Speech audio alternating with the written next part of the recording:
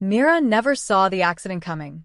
One moment, she was laughing with Adrian, teasing him about his terrible parking skills, and the next, chaos erupted. Tires screeched. Metal crunched.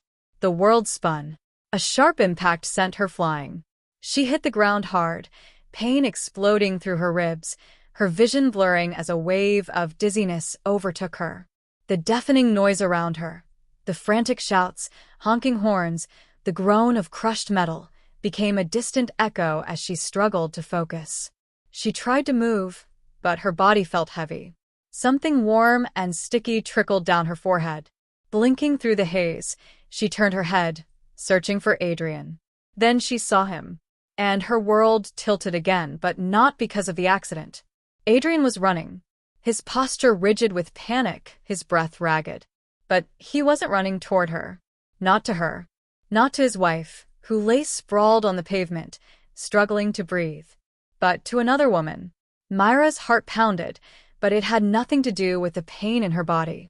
Her fingers twitched against the rough asphalt as she fought to push herself up. A sharp sting shot through her arm, but she barely noticed. Her wide, disbelieving eyes were locked on Adrian as he dropped to his knees beside the woman, his hands cupping her face, his voice urgent and frantic. He didn't look at Mira. Not even once. The woman was conscious, barely. Dark hair, delicate features, lips trembling as she whispered something Mira couldn't hear. Adrian leaned in, his grip tightening around her shoulders, his expression filled with a desperation Mira had never seen before. Something inside her cracked. She wanted to scream, to demand answers, to force him to see her. But the cold truth had already wrapped itself around her chest, suffocating her more than her injuries. In the moment of pure instinct, when there had been no time to think, he had chosen someone else. A chilling numbness spread through her as her vision wavered. She fought against it, tried to stay awake, to cling to the pain just so she wouldn't lose consciousness. But the darkness was stronger. And, this time, she let it take her. Mira woke up to the steady beeping of machines and the sharp scent of antiseptic. Her body ached with a dull, persistent pain, but nothing hurt as much as the memory seared into her mind. Adrian had chosen someone else. She stared at the sterile white ceiling, trying to piece everything together. The accident, the impact, the way her body had been flung like a rag doll. And then Adrian running, but not to her. Her chest tightened. She forced herself to breathe, but every inhale felt like swallowing broken glass. The door creaked open. "Mira?" Adrian's voice was soft, hesitant. She turned her head slowly. He looked exhausted, dark circles under his eyes, his hair disheveled. He stepped closer, gripping the bed's railing like it was the only thing keeping him steady. Relief flashed in his expression. "God, you're awake." She studied him, searching for guilt, for something, anything, that explained what she had seen. But all she saw was concern. And maybe that hurt even more. "How long?" Her voice was hoarse, barely above a whisper. 2 days, he answered quickly, pulling a chair closer. "You hit your head. The doctors said you had a mild concussion, a few fractured ribs, but you'll recover." 2 days. She had been unconscious for 2 days while he what? Sat by her side? Or was he somewhere else? With her? Mira swallowed. The accident. Adrian tensed. It was bad. A truck lost control. We were lucky. Lucky. The word left a bitter taste in her mouth. She forced herself to ask the question that had haunted her since the moment she opened her eyes. Who was she? Silence. A flicker of something unreadable crossed Adrian's face, gone as quickly as it came. What? The woman.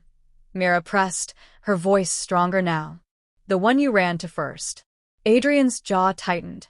Mira, you were injured. I know that. She clenched the hospital sheets.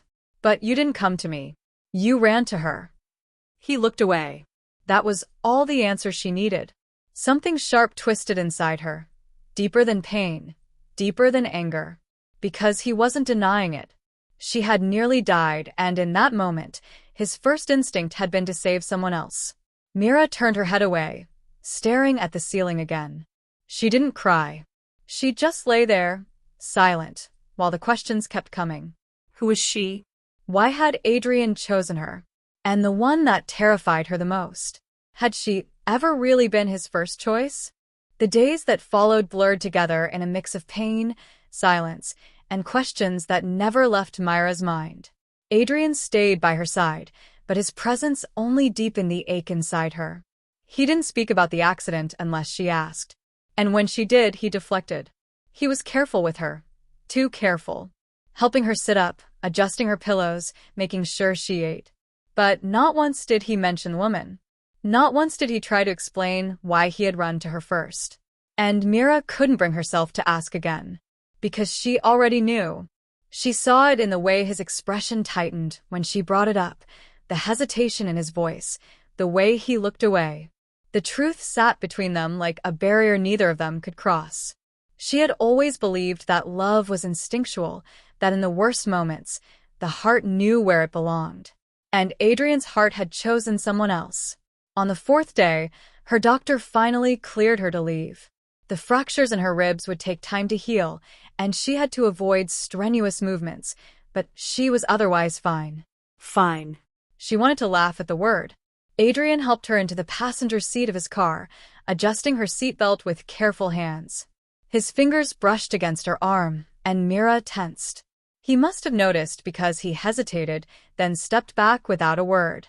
The silence stretched between them as he drove. Mira stared out the window, watching the city pass by. The streets felt different, unfamiliar, though she had traveled them 100 times before. Or maybe she was the one who had changed. "You should rest when we get home," Adrian said finally, his voice quiet. "I'll take care of everything. Everything except the one thing I need," Mira thought bitterly. She didn't answer. Adrian sighed, but didn't push. When they reached home, he helped her inside, his arm hovering close, as if afraid she'd break. She hated it. Hated the careful way he handled her, like she was fragile. Like their marriage hadn't already shattered in the span of a single moment. "I'll make you some tea," he offered, setting her bag down. "I'm fine." He hesitated, then nodded, stepping back. Mira watched him go, her fingers tightening into fists. They had been married for 3 years. 3 years of laughter, arguments, stolen kisses in the kitchen, whispered promises at night. 3 years where she had believed, truly believed, that Adrian was hers. But now, she wasn't sure anymore. She turned away, pressing a hand to her ribs as she made her way to the bedroom. The bed felt foreign, the room too big, too empty. She lay down, staring at the ceiling, listening to the distant sounds of Adrian moving in the kitchen. And for the first time in her marriage, she felt completely alone. The house had never felt this quiet before. Adrian moved around carefully, never too far, never too close, like he was walking on glass, afraid of breaking something fragile. Mira hated it. She hated the careful way he spoke, the silence that stretched between them, the weight of unspoken words pressing against her chest.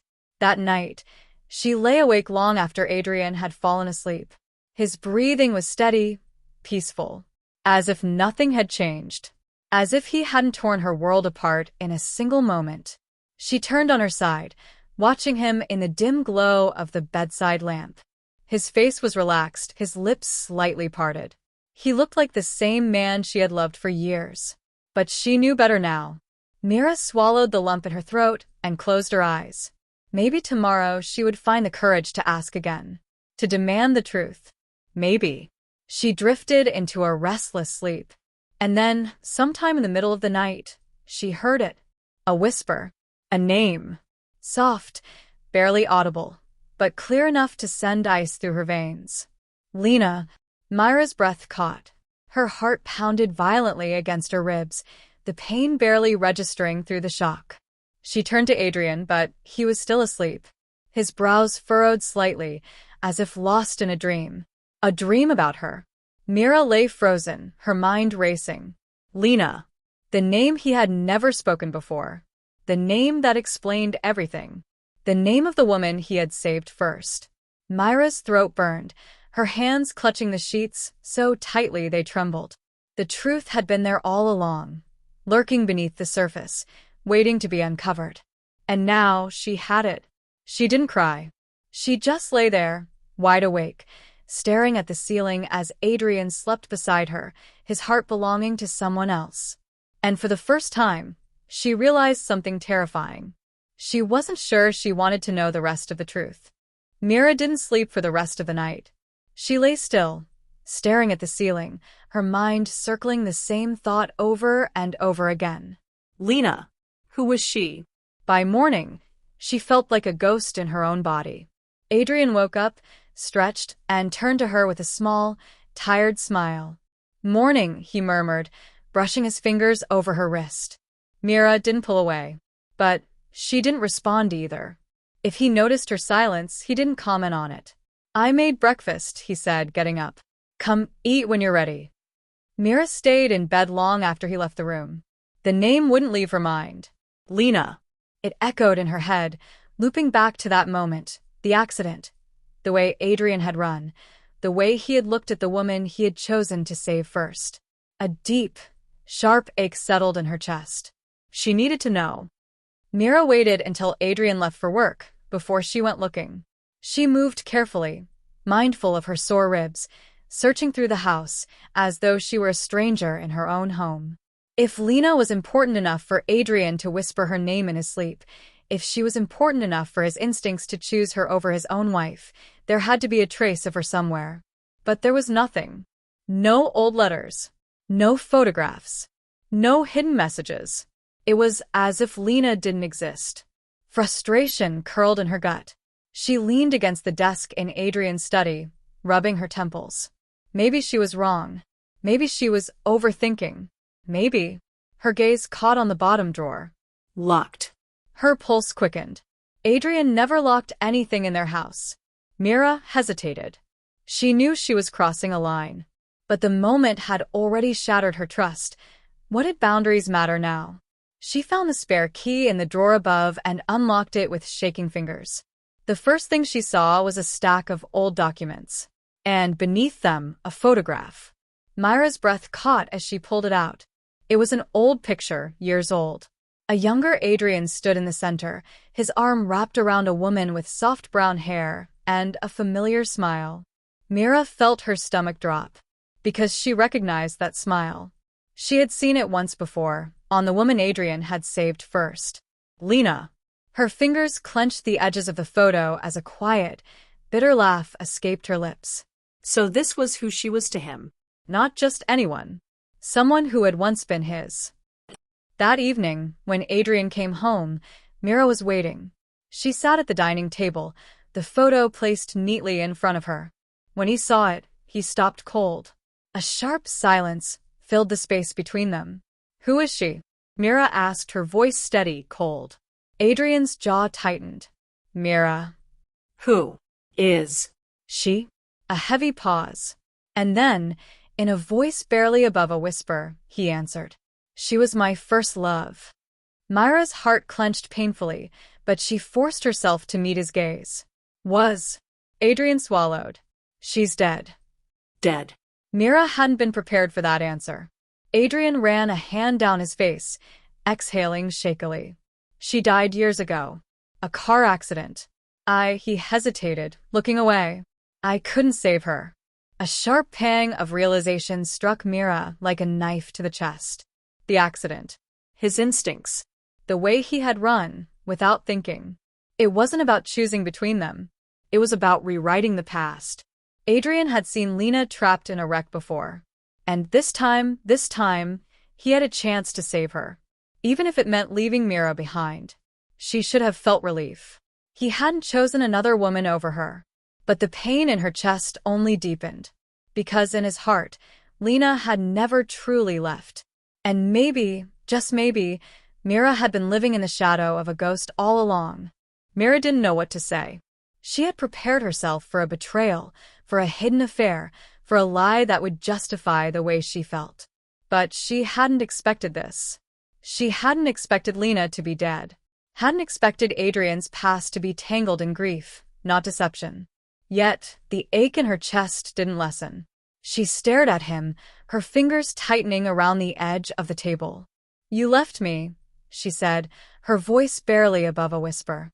Adrian flinched. Mira, you left me to die. The words hung in the air, sharp as broken glass. Adrian's lips parted, but nothing came out. Mira let out a bitter laugh. Tell me, Adrian, in that moment, did you even remember I was there? His silence told her everything. Her heart twisted painfully. Adrian ran a hand through his hair, exhaling heavily. Mira, it wasn't like that. I wasn't thinking. When I saw her, it was like he paused, his jaw tightening. Like I was back there again. In the past. Watching her die all over again. Mira clenched her fists. So you chose her. Again. His eyes met hers, and for the first time, she saw it, the guilt. I didn't mean to. His voice was strained, desperate. I swear, Mira, I would never. But you did. She stood up, pushing the chair back. The exhaustion, the pain, the questions that had been eating away at her for days. It was too much. I don't blame you for loving her, she said, her voice softer now, almost resigned. I don't even blame you for still grieving her. Adrian's expression twisted. Mira. But I needed you. And when it mattered most, you weren't there. A heavy silence stretched between them. Mira turned away. She didn't want to look at him anymore. I need some time, she murmured. Adrian stiffened. What are you saying? I don't know, she admitted, wrapping her arms around herself. But I can't just pretend this never happened. She felt him step closer, but he didn't touch her. Mira, please. His voice was quiet. I love you. Did he? Or had she just been the woman who came after? She didn't have the answer. So she left him standing there, alone with the past that had never let him go. And for the first time since the accident, Mira realized something. Maybe she needed to let go, too. Mira didn't leave the house. But she left him. She moved into the guest room that night. She wasn't sure why. Maybe she needed space. Maybe she just couldn't bear to sleep next to him, knowing that in the moment that mattered most, his instincts hadn't chosen her. Adrian didn't try to stop her. He didn't say anything at all. And that silence told her more than words ever could. Days passed. They lived under the same roof, but walked around each other like ghosts. Adrian tried. He would bring her coffee in the morning, linger in the doorway when she sat alone in the living room, ask if she needed anything. But Mira couldn't bring herself to respond. Because deep down, she didn't know what she needed. And Adrian didn't push. Which only made it worse. Because if he truly loved her, shouldn't he have fought harder? Or was he just waiting? Waiting for her to be okay with half of him. The half that still belonged to Lena. One evening, Mira found herself staring at her reflection in the mirror. She didn't look any different. Same eyes. Same face. Same woman Adrian had married. But she felt different. Like something inside her had cracked. Maybe it had cracked long ago, and she was only now realizing it. She pressed a hand to her chest. Was this what it meant to love someone who had already loved before? Was this what it meant to love someone who had lost before? She had always known about Lena. Adrian had mentioned her once, early in their relationship. A short, quiet confession over dinner. I lost someone before, he had said, looking away. She was important to me. And Mira had nodded, had accepted it, had believed that the past was the past. But it wasn't. Lena's ghost still lived in Adrian's heart. And Mira had been foolish enough to think there was enough room for her, too. That night, Adrian knocked on her door. Mira, he said, can we talk? She hesitated. Then, quietly, she opened the door. Adrian looked exhausted, like he hadn't been sleeping either. I know I hurt you, he said, his voice raw. And I know I can't take it back. Mira didn't say anything. I don't have an excuse. I don't even know what to say to make this right. He swallowed. But I don't want to lose you. Mira's throat tightened. Then tell me the truth.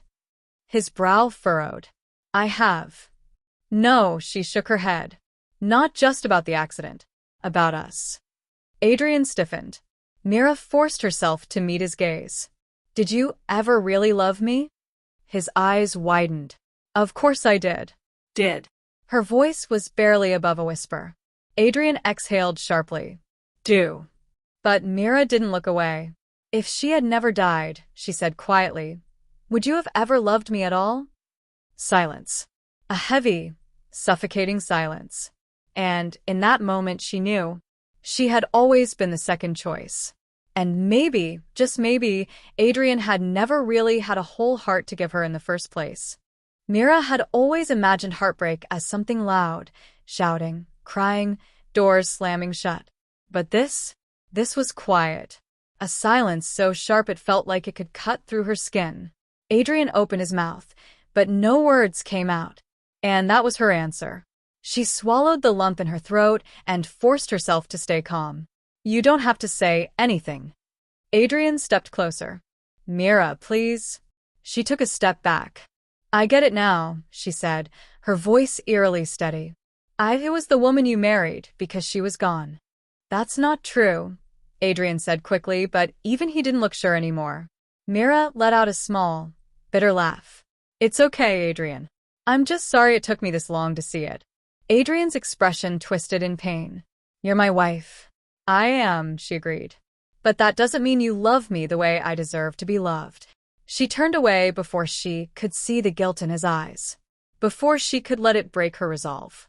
I think we should separate, she said quietly. Adrian froze. Mira, I need time.